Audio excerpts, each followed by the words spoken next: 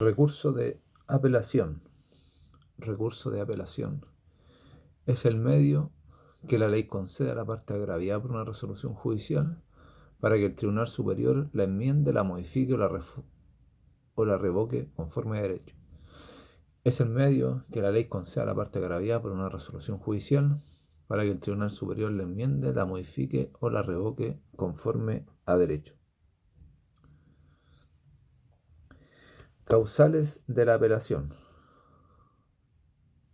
El recurso de apelación no tiene causales específicas determinadas por la ley, sino que tiene una causal genérica que es que la resolución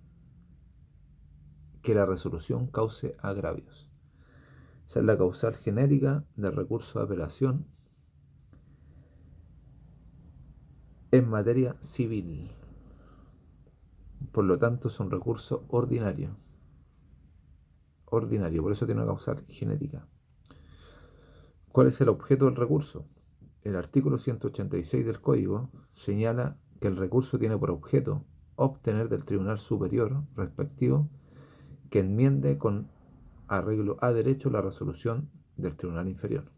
Ahora bien, de lo señalado en este artículo, pudiera pensarse que el recurso solo tiene por objeto obtener la enmienda de una resolución, es decir, su modificación o corrección. Sin embargo, el estudio de la historia de la ley aparece que por medio del recurso también puede obtenerse el reemplazo íntegro del fallo por otro. Renuncia del derecho a apelar. Las partes pueden renunciar al recurso de apelación, con lo cual otorgan al tribunal de primera instancia atribuciones para fallar en única instancia el asunto. Renuncia al derecho para apelar. Las partes pueden renunciar a este derecho, con lo cual otorgan al tribunal de primera instancia atribuciones para fallar en única instancia. En única instancia un asunto. El Código no trata expresamente la renuncia al recurso, pero ella se desprende del artículo 7, inciso segundo del Código de Procedimiento Civil, relativo a las facultades especiales del mandato judicial.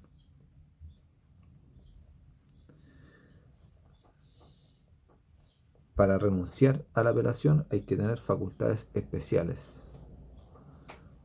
Si no se tienen esas facultades especiales, no se puede renunciar al mandato. La renuncia al recurso puede ser expresa o tácita. Es expresa cuando antes o después de la notificación de la resolución, la parte manifiesta que su voluntad de no interponer el recurso. Es expresa cuando antes o después de la notificación de la resolución, la parte manifiesta su voluntad de no interponer el recurso. Es tácita cuando se deja transcurrir el plazo que señala la ley para deducir el recurso. En la tácita, la ley señala regla general para la apelación 5 días o 10 días según el tipo de sentencia, o 3 días en los casos especiales, o 15 días en el caso del tribunal arbitral. Entonces, si la parte deja transcurrir esos días, tácitamente está diciendo al tribunal que no va a apelar, solo por el hecho de dejar transcurrir los días y no hacer ninguna gestión. ¿Qué resoluciones son apelables? ¿Qué resoluciones son apelables? Resoluciones apelables. Sentencia definitiva, primera instancia. Sentencia interlocutoria, primera instancia. Autos y decretos. Reposición especial, sentencia del tribunal arbitral. Y cuando el tribunal de alzada se declara incompetente, también puedo apelar ante esa resolución. Tenemos entonces sentencia definitiva de primera instancia, 10 días. Sentencia definitiva de primera instancia, 10 días. Todo esto se cuenta desde la notificación de la resolución.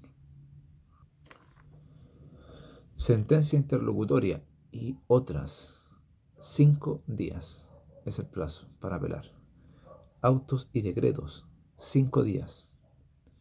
Autos y decretos excepcionalmente procede la apelación. Cuando alteran la sustanciación del juicio o cuando recaen sobre un trámite que no está contemplado en la ley.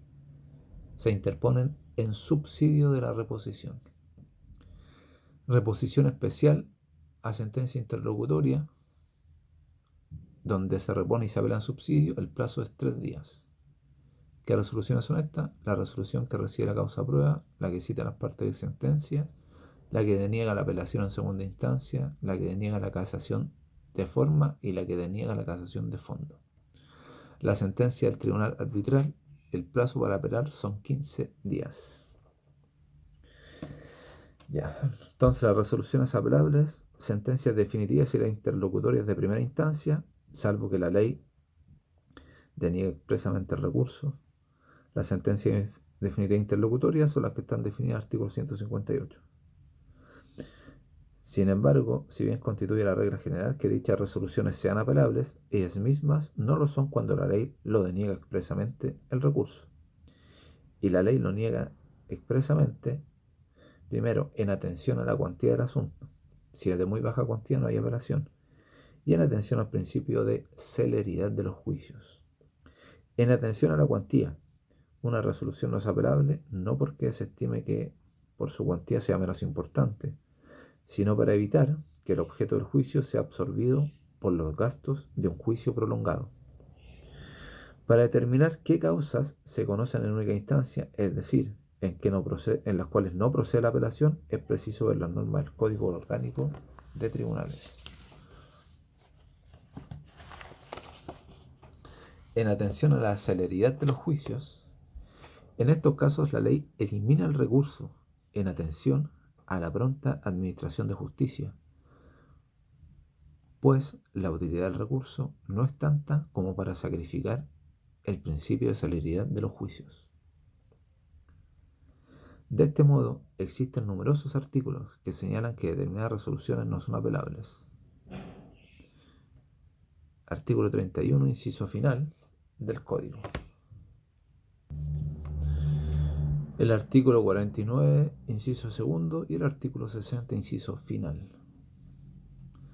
Los autos y decretos son apelables siempre que alteren la substanciación regular del juicio o que recaigan sobre trámites que no están expresamente ordenados por la ley. De lo dicho, la regla general es que los autos y los decretos no sean apelables y que por excepción lo sean, en los casos señalados. Un ejemplo de un auto y decreto que altere la substanciación regular del juicio sería el caso que el tribunal, en lugar de dar traslado a la demanda, ordenara recibir la causa prueba.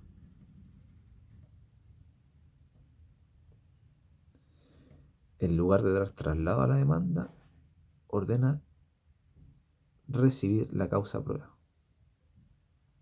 O sea, ahí está alterando la substanciación regular del juicio.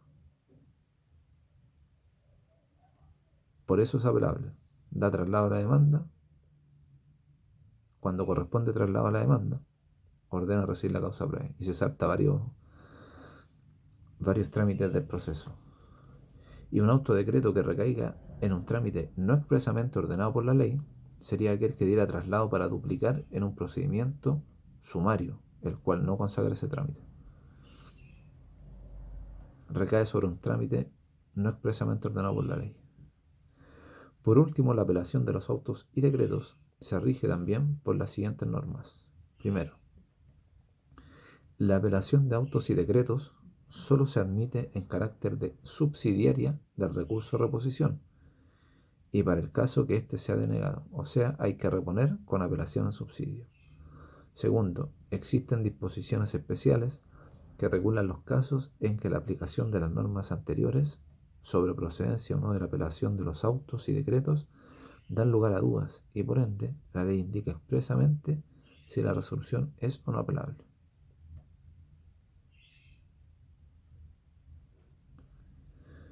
Normas sobre la interposición de los recursos. Tribunal ante el cual se interpone. El recurso se interpone ante el tribunal que dictó la resolución en contra del cual se recurre. Se interpone ante el tribunal que dictó la resolución. Tribunal para ante quién se interpone. El recurso se interpone para ante el Tribunal Superior Jerárquico, del que dictó la resolución, el cual lo conocerá y resolverá. Puede ser la Corte de Apelaciones o la Corte Suprema. Puede ser la Corte de Apelaciones o la Corte Suprema. ¿Para ante quién se interpone el recurso? Personas que pueden interponer el recurso. Para estar facultados para interponer el recurso se requieren dos condiciones. Primero, ser parte en el juicio y segundo, ser agraviado por la resolución.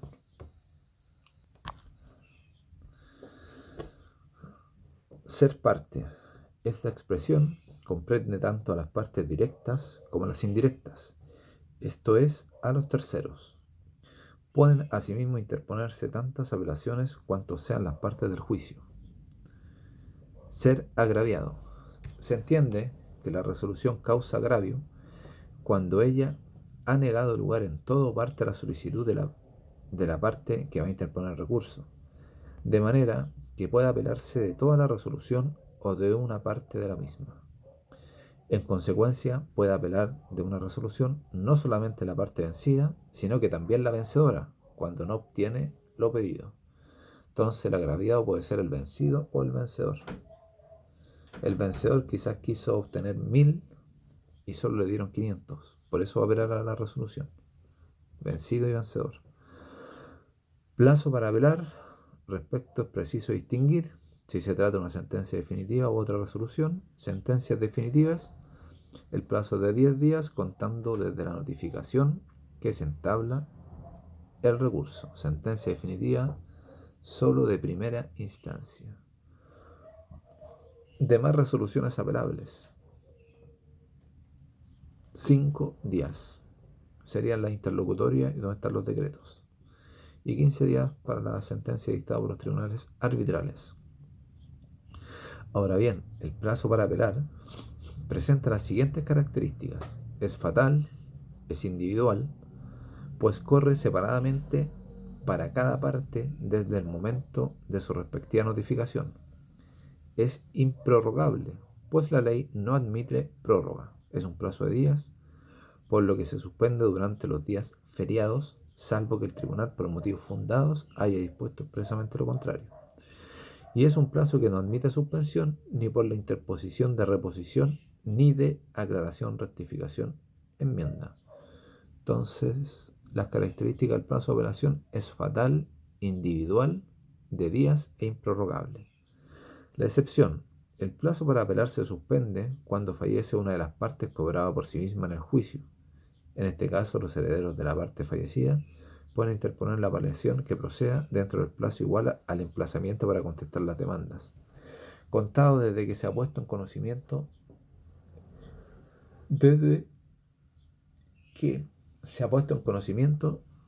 en su conocimiento, el estado del proceso. Formas de interponer recurso. El recurso de apelación puede interponerse por escrito y verbalmente. Por escrito y verbalmente. Apelación por escrito. Apelación por escrito. Debe contener los fundamentos de hecho y de derecho en que se funda. Debe señalar las peticiones concretas que se formulan y en aquellos casos en que la apelación se interponga con el carácter de subsidiaria a la solicitud de reposición, no es necesario fundamentarla ni formular peticiones concretas, siempre que el recurso de reposición cumpla con ambas exigencias. Entonces, la apelación por escrito, ¿qué debe contener? Debe contener los fundamentos de hecho y de derecho en que se funda, debe señalar las peticiones concretas que se formulan y tercero, en aquellos casos en que la apelación se interponga con el carácter de subsidiaria de la solicitud de reposición, no es necesario fundamentarla ni formular peticiones concretas, siempre que el recurso de reposición cumpla con ambas exigencias. Apelación verbal. En los procedimientos o actuaciones para las cuales la ley establezca la oralidad, se puede apelar en forma verbal, siempre que someramente se señalen los fundamentos de hecho y derecho del recurso y se formulen peticiones concretas, en todo lo cual se deberá dejarse constancia en el acta respectiva. Normas especiales. Normas especiales. Las normas señaladas precedentemente no se aplican en aquellos procedimientos en que las partes, sin tener calidad de letrados, litiguen personalmente y la ley faculta la interposición verbal del recurso de apelación. En estos casos, el plazo para apelar es siempre 5 días fatales, salvo disposición especial en contrario. Efectos de la apelación. Efectos de la apelación. El recurso de apelación puede producir dos efectos que se denominan devolutivo y suspensivo, siendo el devolutivo de la esencia y el suspensivo de la naturaleza de la apelación, y por ende, el primero jamás puede faltar. Ahora bien, la apelación no produce sus efectos por el solo hecho de su interposición, sino en virtud de la resolución del Tribunal Superior que la concede. El tribunal, a quien corresponde resolver y aclarar si admite el recurso en ambos efectos o en el solo efecto devolutivo. El Tribunal Superior es el que decide si lo concede en un efecto o en ambos efectos. El efecto devolutivo es aquel que otorga competencia al Tribunal Superior para que conozca del recurso de apelación y enmiende, confirme o revoque el fallo del Tribunal Inferior. Esta es una pregunta de examen. Este efecto es de la esencia de la apelación, no puede faltar, y sin él el Tribunal Superior no podría conocer del recurso de apelación. ¿Por qué nunca podría faltar? Porque este efecto devolutivo es el que le otorga la competencia al Tribunal Superior. Si no hay efecto devolutivo, el tribunal no conoce. Entonces, por eso es de la esencia del recurso. De la esencia. Siempre debe estar el efecto devolutivo. ¿Cuál es la extensión del efecto devolutivo? Por el efecto devolutivo, no se faculta al Tribunal Superior para conocer del asunto con entera libertad y con la misma amplitud que lo conoció el Tribunal Inferior. En efecto, y coincidiendo con lo dicho sobre la función de la apelación al estudiar sus fundamentos, señalemos que las facultades del Tribunal Superior se encuentran limitadas de la siguiente forma. La extensión no conoce de todo el asunto, sino que solo de una parte. Primera limitación. Por regla general, el Tribunal Superior no puede entrar a conocer de otros asuntos que los conocidos y fallados en primera instancia. Esto es así, pues en la segunda instancia no se pueden interponer demandas nuevas. Excepciones a las limitaciones del Tribunal Superior. El Tribunal de Segunda Instancia puede fallar las cuestiones ventiladas en primera instancia y sobre las cuales no se haya pronunciado la sentencia apelada por ser incompatible con lo resuelto en ella, sin que se requiera un nuevo pronunciamiento del Tribunal Inferior, pero a solicitud de parte. De haber petición de parte en virtud del principio de pasividad de los tribunales. Por eso debe haber petición de parte.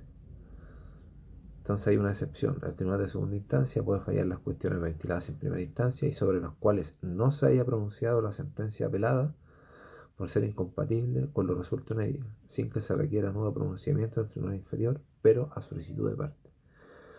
Por ejemplo, en primera instancia se alega la nulidad de una obligación y su pago, y el tribunal acoge la nulidad y no se pronuncia sobre el pago.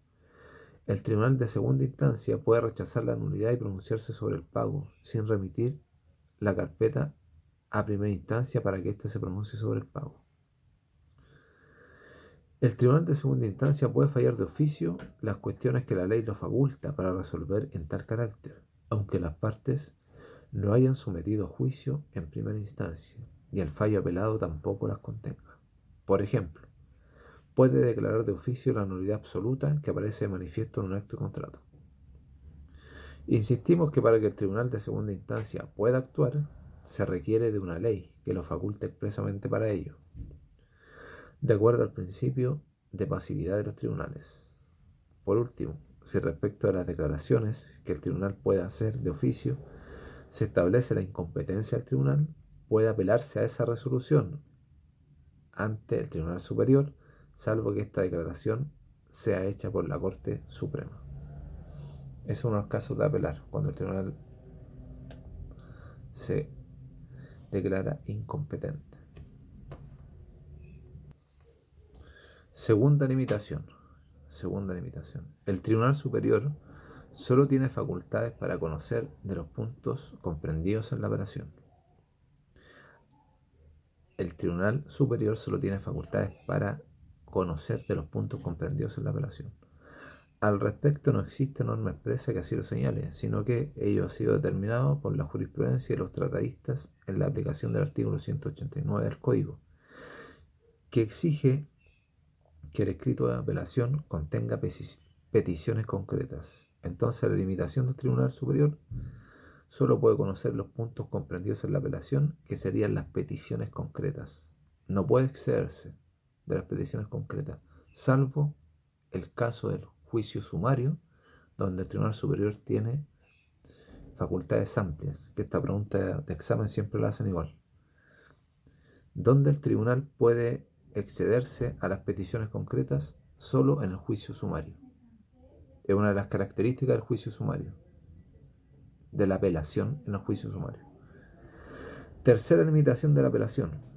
La apelación interpuesta por una de las partes no aprovecha a la otra. Esta limitación proviene del principio de pasividad de los tribunales y por cuanto es la parte que se siente agraviada la que debe apelar. Si no lo hace, la Corte no puede actuar de oficio.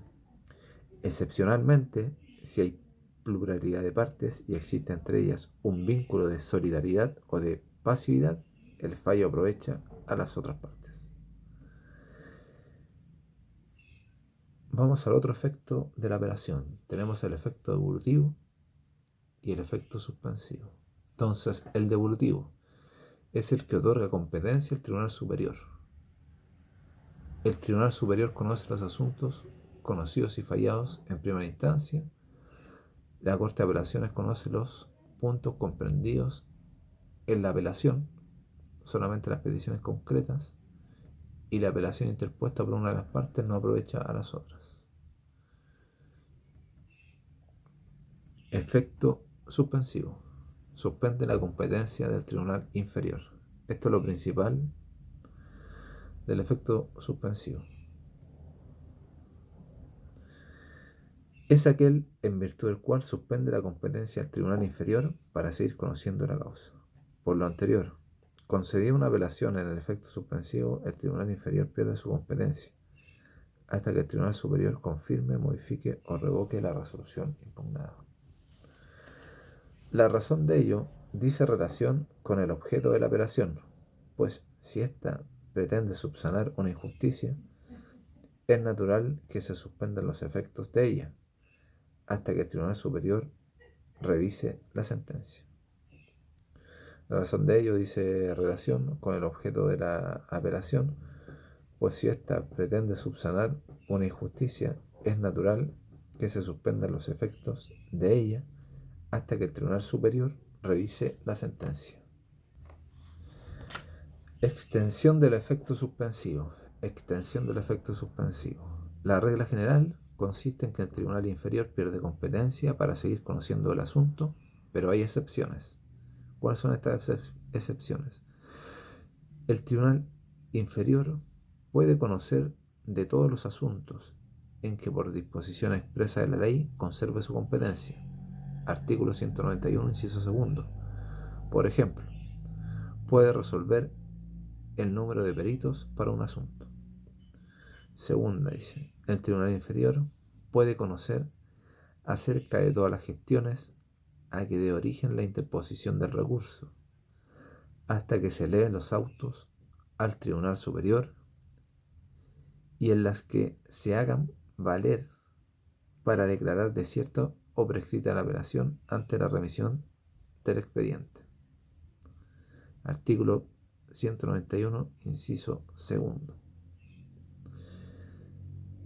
Esto solamente opera para las causas antiguas, anteriores a la ley de tramitación electrónica. del 2016. Para las causas nuevas no opera, porque ya no existe expediente, no existen las compulsas. Todo es carpeta electrónica y el expediente electrónico.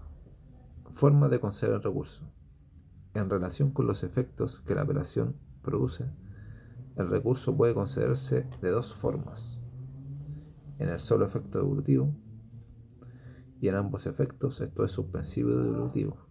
Es imposible concederlo solo en efecto suspensivo, pues como se dijo, el devolutivo es de la esencia de la apelación. La regla general consiste en que la apelación sea concedida en ambos efectos.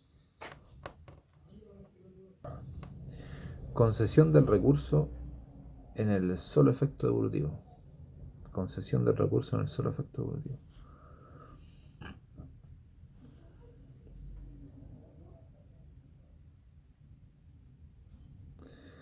Antes de analizar los casos en que la apelación se concede en el solo efecto devolutivo,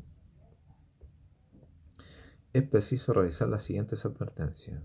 No existen otros casos de concesión de la apelación en el solo efecto devolutivo más que aquellos que señala expresamente el artículo 194. No existen otros casos de concesión de apelación en el solo efecto devolutivo más que aquellos que expresa el código en el artículo 194. Artículo 194 señala: sin perjuicio de las excepciones expresamente establecidas en la ley, se concederá la apelación en el solo efecto devolutivo. Primero dice: de las resoluciones dictadas contra el demandado en los juicios ejecutivos y sumarios, solo efecto devolutivo, cuando apela el demandado, solo efecto devolutivo. O sea, sigue conociendo el tribunal inferior. De los autos y decretos y sentencias interlocutorias, solo efecto devolutivo. De las resoluciones pronunciadas en el incidente sobre ejecución de una sentencia firme, definitiva e interlocutoria.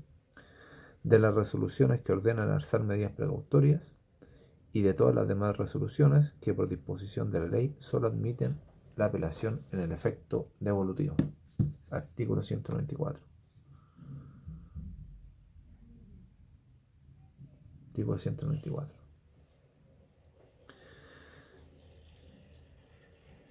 Ya.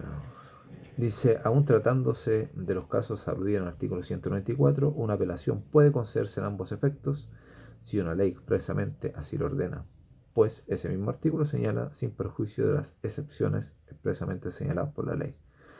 La apelación debe concederse en el solo efecto devolutivo. Es decir, puede existir alguna norma especial que ordene conceder una apelación en ambos efectos, a pesar de tratarse de un caso de los contemplados en el artículo 194. Competencia del tribunal inferior concedida la apelación en el solo efecto devolutivo. Competencia del tribunal inferior concedida una apelación en el solo efecto devolutivo. Cuando la apelación es concedida en el solo efecto devolutivo, como no se suspende la competencia del tribunal inferior, existen dos tribunales que quedan con competencia para conocer de la causa: el tribunal superior y el inferior. El inferior sigue conociendo la causa hasta su terminación, incluida la ejecución de la sentencia definitiva, estando pendiente la apelación. Excepción: la competencia del inferior puede suspenderse si el tribunal superior decreta orden de no innovar cuando comparece al tribunal a seguir con el recurso. O sea, para que no siga conociendo el tribunal inferior, yo puedo solicitar al superior que decrete una orden de no innovar. ¿Qué significa? Que suspende el conocimiento de la causa al tribunal inferior hasta que se resuelva la apelación. La sentencia definitiva, en este caso, cuando sigue conociendo el inferior, es de aquellas que se conocen como sentencias que causan ejecutoria. Esto es, pueden cumplirse no obstante existir recursos pendientes en su contra. La sentencia definitiva, esta es pregunta de examen igual, la sentencia definitiva en este caso es de aquellas que se conocen con el nombre de sentencias que causan ejecutoria. Esto es, que pueden cumplirse no obstante existir recursos pendientes en su contra. Ahora bien, todo lo actuado por el juez inferior pendiente de la apelación está subordinado en su validez y consecuencias a lo que resuelva el tribunal superior. Si falla confirmando la sentencia apelada, lo actuado en el inferior queda firme. Si falla confirmando la sentencia apelada, lo actuado en el inferior queda firme. Si revoca o modifica la sentencia de primera instancia, las cosas deben retrotraerse total o parcialmente al estado que tenían antes de la dictación del fallo. Pero si la revoca o modifica la sentencia de primera instancia, las cosas deben retrotraerse total o parcialmente al estado que tenían antes de la dictación del fallo. ¿Cómo el Tribunal Superior conoce la apelación? ¿Cómo el Tribunal Superior conoce la apelación? Como existen dos tribunales con competencia para conocer del proceso y existe una sola carpeta electrónica, la ley dispone que cuando se concede la apelación en el solo efecto dilutivo, el tribunal debe remitir la carpeta electrónica al Tribunal Superior para seguir conociendo de la causa. Entonces, en el efecto devolutivo se forma un cuaderno electrónico y en el suspensivo la Corte accede a la carpeta electrónica. Hay que distinguir cómo se concedió el recurso.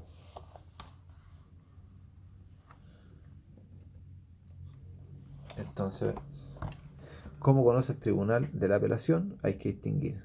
En el efecto devolutivo se forma un cuaderno electrónico y en el efecto suspensivo la Corte accede a la carpeta electrónica. Todo lo referente a las fotocopias y las compulsas rige solamente en las causas antiguas, anterior a la Ley de Tramitación Electrónica del 2016.